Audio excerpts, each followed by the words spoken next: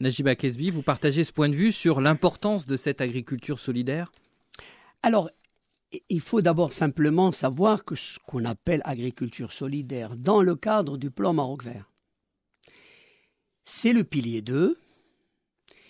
Et d'ailleurs, les appellations ont évolué. Un certain temps, on parlait d'agriculture marginale. On parlait d'accompagnement de l'agriculture des pauvres.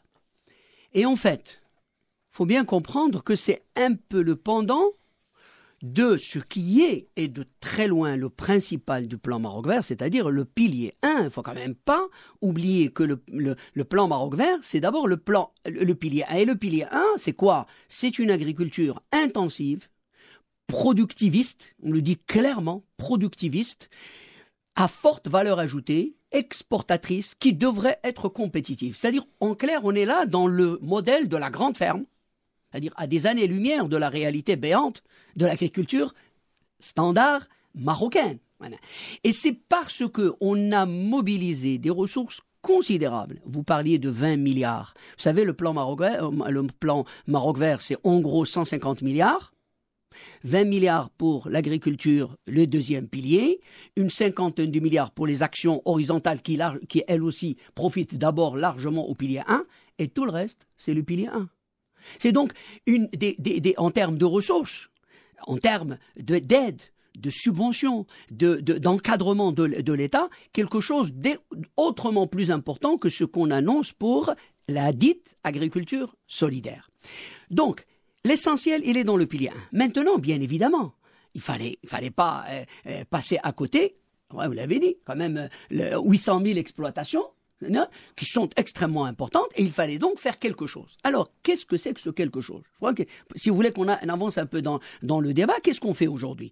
Concrètement, en fait, d'abord, solidaire, c'est, je dirais, moi, c'est solidarité de l'État avec les agriculteurs. C'est pas une solidarité c'est-à-dire que c'est l'État qui, avec le budget de l'État, et aussi quelques fonds d'aide étrangers, etc., met à la disposition de petits agriculteurs, ou de moyens, ça dépend des régions, ça dépend des productions, etc., en fait, met à leur disposition une offre assez, finalement, je dirais, originale, dans la mesure où, en fait, il s'agit pour l'agriculteur de céder, à la limite même de sortir de son exploitation, laquelle donc est confiée, on va dire, à une entreprise de travaux et un bureau d'études, d'ailleurs, qui sont payés par le ministère de l'Agriculture, et qui vont, pendant par exemple 3 à 4 ans, monter un verger pour le compte de l'agriculteur.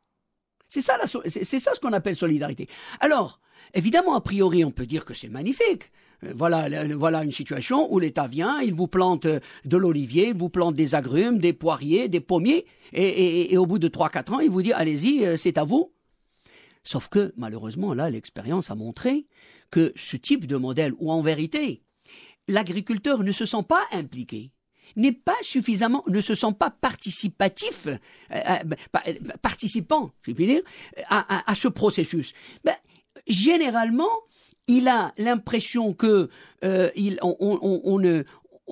d'une certaine manière, on le dessaisit de son bien pendant une période, même si c'est pour y planter un verger. Hein. Il peut être associé.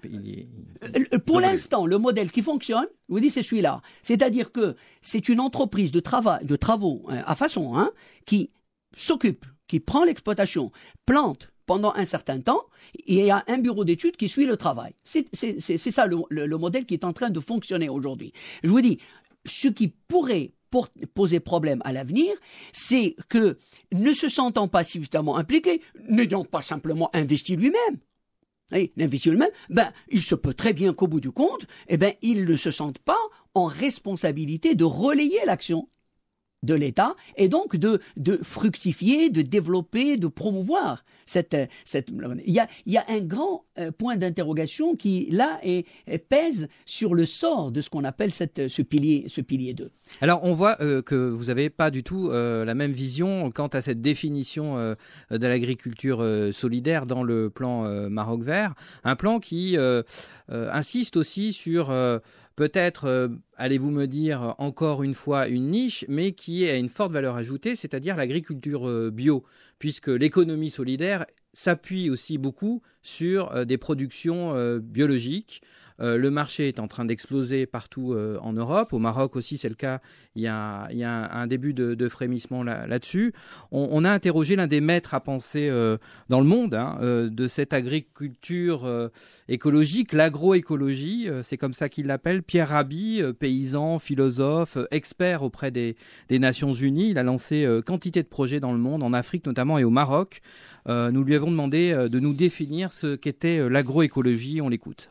Comment en fait concilier la nécessité évidemment de répondre à nos besoins alimentaires, mais sans détruire le patrimoine. Et l'agroécologie, c'est cela. Et donc l'agroécologie est attentive à comment produire et même régénérer. Comment produire et agir sur la santé humaine. Ça veut dire simplement que partant de ces lois de la vie, on a fait de l'agroécologie une science. On a mieux compris les sols, on a mieux compris le végétal, etc. Et nous avons démontré que l'agroécologie peut multiplier les rendements par 3, 4, 5, tout en préservant les sols, tout en améliorant l'usage de l'eau, tout en intégrant l'idée de régénération du milieu naturel, reboisement, lutte contre l'érosion. Vous voyez par exemple l'eau pluviale, elle ne devrait pas être perdue, l'eau pluviale, elle devrait être stockée. Alors on la laisse non seulement tomber et partir en emmenant la terre, donc elle détruit, alors qu'il y a des procédés maintenant qui sont tout à fait crédibles, qui permettraient de faire cette gestion globale, si vous voulez, de la ressource, en même temps que de l'humain, qui permettrait finalement d'obtenir des résultats. Alors ces résultats sont aussi synonymes de fort potentiel. Est-ce que cette économie solidaire qu'on a du mal à définir pourrait pas justement s'appuyer sur cette forme d'agroécologie, d'agriculture bio Là encore, les définitions bougent et évoluent, Monsieur Touhami. Oui, alors les définitions bougent, que ce soit dans ce qu'on définissait d'économie solidaire, sociale ou autre. Ce que Najib développait tout à l'heure n'est pas contradictoire avec que les agriculteurs soient solidaires et que l'État les chapeaute. Nous avons une institution publique qui chapeaute ceci. On ne peut pas créer une coopérative sans qu'il y ait l'État, au moins sur le plan juridique, évidemment, en termes d'investissement aussi. Maintenant, pour les produits, dans les coopératives ou dans l'économie solidaire, dans le pilier 2, ça peut être diversifié, ça peut aller de n'importe quel type de production qu'il soit commercialisé de la façon classique, comme une entreprise, comme ça peut aller chercher des produits terroirs, comme ça peut être de l'agriculture bio.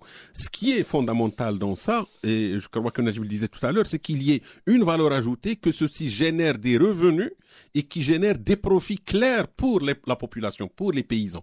Toute activité qui laisserait une marge de profit comparativement à d'autres agricultures, c'est-à-dire qu'il y a un marché et qu'on arrive à produire et puis à écouler, va être exploité. C'est-à-dire qu'il y a un potentiel. Si cette agriculture va porter ce potentiel, que ce soit sur le marché local ou sur des réseaux bien définis à l'export, elle va se développer. Par contre, si les agriculteurs vont produire ça, mais ils n'arrivent ni à le commercialiser, ni à le commercialiser avec des prix compétitifs par rapport à ce qu'ils pouvaient faire comme autre culture, eh bien, ça ne peut pas se développer. L'arbitrage est clairement économique et c'est comme ça qu'il est perçu, à mon sens, chez les agriculteurs. C'est pas puisque c'est bio et que c'est important pour la santé pour quelqu'un qui vit à Amsterdam que ça va être important pour quelqu'un qui le produit à Jdida ou à Khouribga ou ailleurs. Donc il faut que ça lui rapporte un revenu clair, mieux que d'autres cultures, et dans ce cas, ça va être un potentiel et ça va se développer. Mais l'agriculture bio, l'agriculture bio qui est un des piliers, une des filières qui est, j'allais dire, promue dans le cadre du plan Maroc Vert, peut totalement s'inscrire dans un marché national avec des circuits courts et trouver encore de la valeur ajoutée et créer des emplois et avoir un retour dans les régions concernées. Tout à fait, elle peut. Moi, ce que je dis, c'est que le coût par rapport au prix avec lequel on va le faire. Imaginez juste un kilo de tomates que vous produisez bio et un kilo de tomates que vous produisez au rythme industriel avec tout ce que vous utilisez qui n'est pas bio. Si le coût vous revient 4 fois plus cher, vous pouvez vendre plus cher le produit bio, la population marocaine, dont son panier ne va pas nécessairement, en tout cas, la grande partie de la population ne va pas s'intéresser à ce que c'est bio, pas bio, tout de suite. Et dans ce cas, je crois que les ventes vont être faibles et les bénéfices vont être faibles pour celui qui ne fait que de la culture bio. C'est ça l'écart qui... Monsieur Akesbi, là-dessus, vous ne croyez pas au développement du marché bio au Maroc avec des circuits courts et des producteurs qui peuvent justement répondre à une forte demande? Elle existe aujourd'hui au Maroc. Écoutez, moi j'ai envie de vous dire d'abord tout simplement que par nature, l'essentiel de l'agriculture marocaine est bio. J'allais dire par défaut, d'une certaine manière, parce que la plus grande partie de l'agriculture marocaine n'utilise pas d'engrais. Pas parce qu'elle ne veut pas, mais parce qu'il n'y a pas les moyens. N'utilise pas des engrais naturels. D'engrais. N'utilise pas... Oui, non, je parle des intrants. Des intrants. N'utilise pas de traitement phytosanitaire, par exemple. N'utilise pas donc tous les éléments qui, justement, ont fait que dans les pays du Nord, par exemple, effectivement, on est arrivé à un certain moment à un modèle qu'on a qualifié d'ailleurs de productiviste, et on a dit stop, il faut passer à autre chose. Quelque chose de raisonné. L'essentiel de l'agriculture, oui, l'agriculture, on parle d'agriculture raisonnée. Tout à fait. Effectivement. Je vous dis, au Maroc, parce que l'agriculture est encore, malheureusement, encore largement sous-développée, extensive, peu modernisée, elle est en fait largement bio. Donc qu'on soit clair là-dessus. Maintenant, vous prenez par exemple, tous les Marocains prennent de l'olivier, mangent de l'huile d'olive, des olives qui sont naturellement bio parce qu'il n'y a pas de traitement, parce que c'est des productions extensives. Hein. Donc ça, c'est la première chose qui me paraît essentielle. Maintenant, de quoi effectivement on parle?